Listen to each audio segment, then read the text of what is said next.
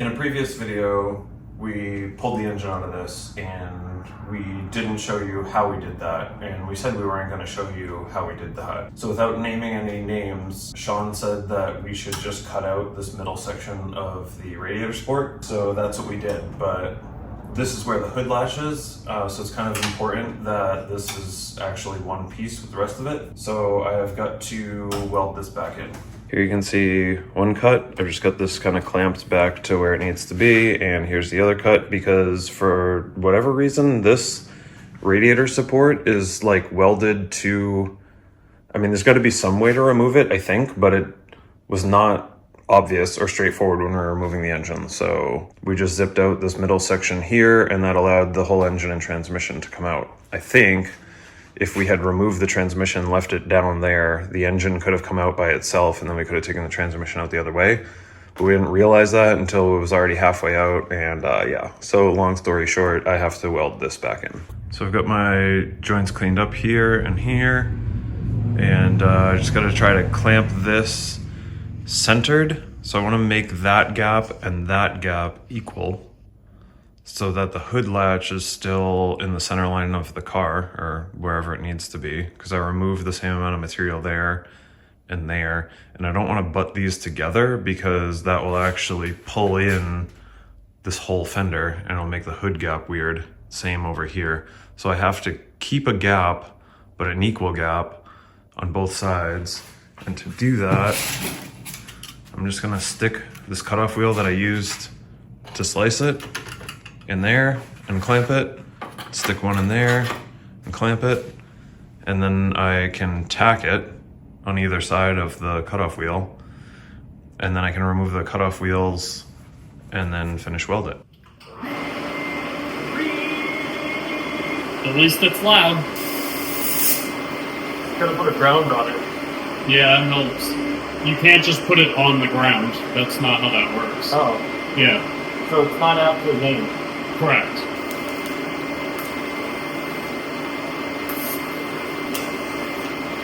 Whoa.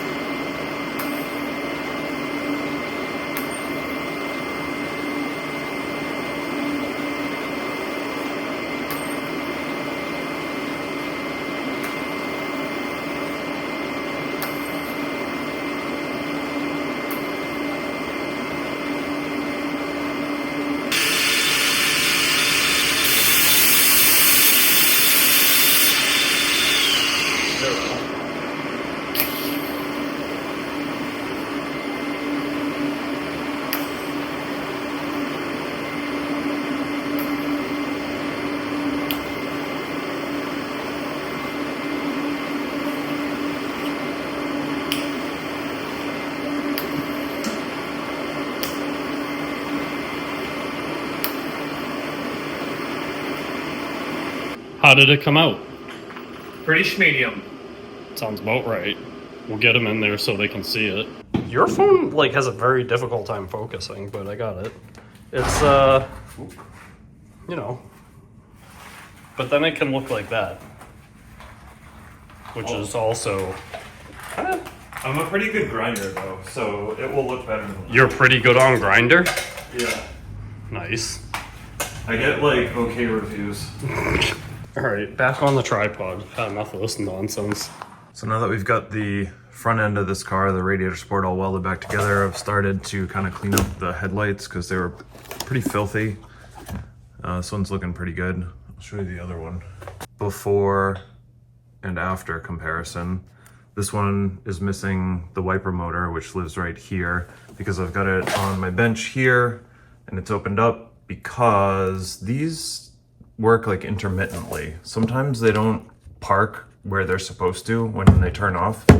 It's just the, it's a wiper motor for the headlight. It has kind of a corny but neat feature that Mercedes put on these cars is a wiper on the headlights. So if you have your headlights on while you're driving and you turn on the front wipers, I think, or if you spray the front wipers, it'll wipe the headlights. I think that's how this works. It just does it automatically. They don't have like their own switch. It's kind of silly and totally unnecessary, but because it's here, I want to make it work correctly. So I've opened up this little gearbox, and I think what I'm going to do is just strip this completely apart, take everything out, make sure that everything looks okay, and I'll put some new grease in there, put it back together, and I don't know, someday if this car ever runs again, we'll see if it works. All right, I've got all of my parts cleaned here. I didn't take these little dudes out of the case because they didn't want to come out very easily. So I still got a little bit of grease in there that I want to try to clean out. And then I got to reassemble this thing. So I'm just going to time lapse that, I guess. Wish me luck, because I don't exactly remember how this all goes. But I didn't find anything obviously broken. I think maybe it was, this mechanism had a little bit of stiction in it. So it kind of, well, I'll show you once it all goes back together, but it was like this shaft, and it's kind of like a rack and pinion style of gear. And it was a little bit sticky, so that may have been causing it to bind. I don't know, we'll see. I'm gonna put this all back together with some fresh grease and see if I can test it with a battery, maybe? I might be able to just hook 12 volts right to that, I'm not sure. Okay, so I got this guy all back together. The only thing that I'm not sure about is that tiny gear right there. You can see a little pin sticking out. This dude is driven by the back and forth motion of this linkage, and it's what opens and closes the contacts that go to the motor. I don't know if that needs to be clocked relative to this, or if I put power to it, if it'll automatically set itself to where it needs to be, and then I can put the wiper blade onto here. I think that'll work, but I'm gonna give it a shot and see.